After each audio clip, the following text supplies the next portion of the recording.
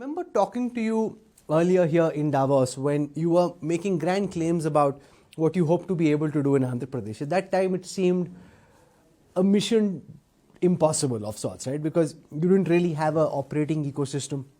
Now we've seen some big announcements, most importantly, the Google announcement. Do you want to give us a sense of where you're at in this journey at this moment and what are the next steps beyond what we've already seen in the public domain so far? No, I mean, if you look at it in the last 18 months, Andhra Pradesh has made substantive progress. We have landed close to 765 initiatives. This could be investments by companies and MOUs now.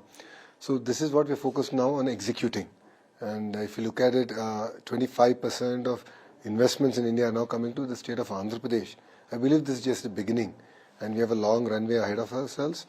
And companies that choose speed choose Andhra Pradesh, and we're here to deliver on a promise. But the charge being leveled by other states against yours is that in this bid to try and invite investment to Andhra Pradesh, you're giving way too many concessions and freebies. That land, electricity, the kind of incentives being rolled out create a massive debt burden scenario in the future, a few years down the road. How do you respond to that?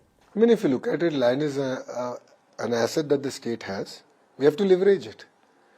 So for IT companies, we have a clear policy called the LIFT policy, where Fortune 500 companies will be given land at 99 paise. That is my state. That is, as a state, it's my prerogative. That's the way I attract investments to my state. This does not create any additional debt burden. To energy, we are actually looking at reducing our energy prices. As a state, no, but the data centers that you are creating are massive consumers of. Absolutely, and that will help me negotiate even better further. But you're giving it available at much lower than market prices, right? No, we're giving a subsidy which is equivalent to any other state.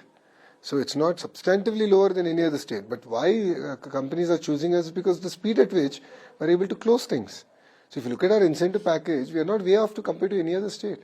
So we are competing with other states. So states that cannot compete with us are complaining about it. I think that's a very unfair.